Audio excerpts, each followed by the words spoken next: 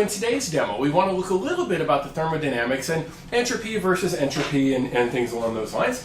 And so what I'm going to do here is we're going to start with some safety, because it's always important. And today we're working with a couple of kind of nasty chemicals. So I got the lab coat on, going to get some gloves, going to get some glasses. Those are not clean, but that's okay. All right, I also need some water. Now what I have here is I have a wooden box. Ooh, wooden box. Made of tree. Okay, nice solid. It's actually a pretty heavy wooden box.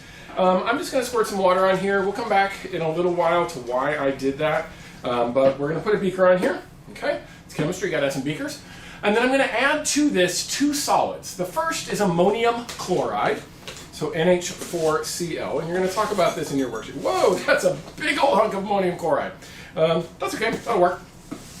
And then let's just add a little bit more here. Whoa, another big clump. That's okay.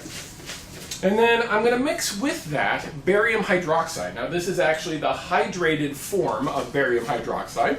And so you've got all the formulas in your worksheet there. All right, so we're adding a white powder and a white powder. Now, again, our question is this spontaneous or not? And what can we tell about it? What makes a reaction spontaneous or not? Now, we talked about in the first class the collision model and the fact that molecules have to collide to react. That makes doing solids kind of hard, right? Because they're locked in the solid. So what I'm going to do is I'm just going to stir this. Now I'm not really adding enough energy to the system to make any difference. So there's a little mechanical work I'm doing here, but it's not really what's going on. Now I want you to look at these. Now one of the things that you can't do because of where you are, and you guys are kind of lucky, is you can't smell this thing. Oh my goodness. Woo! That thing smells horrible. Okay, that's very pungent. Woo! The things I do for you guys. All right, so let's stir and stir and stir. Now, one of the things I want you to think about is I'm mixing together two solids, right? So I'm making the collisions essentially happen here.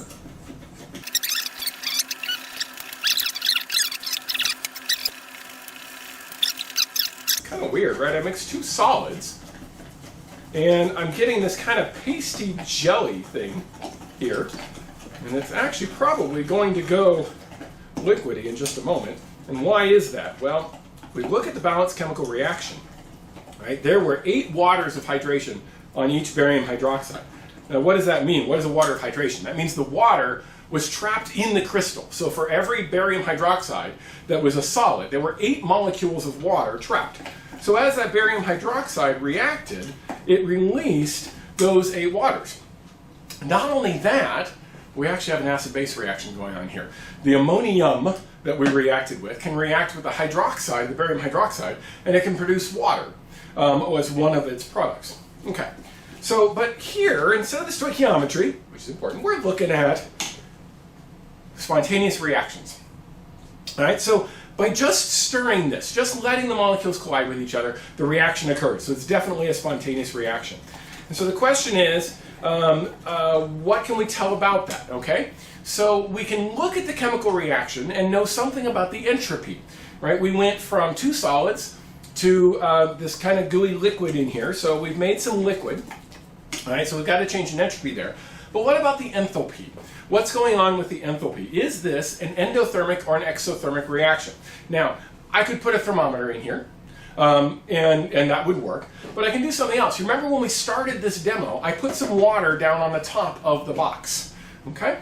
This particular spontaneous reaction is actually an endothermic reaction. It absorbed heat. How do I know that, right? Well, I can touch it. And it feels a little bit cool. How cold did it get? Well, remember water, box, okay? What happens to water when you get it really, really cold? It freezes. All right, it actually froze the beaker to the board.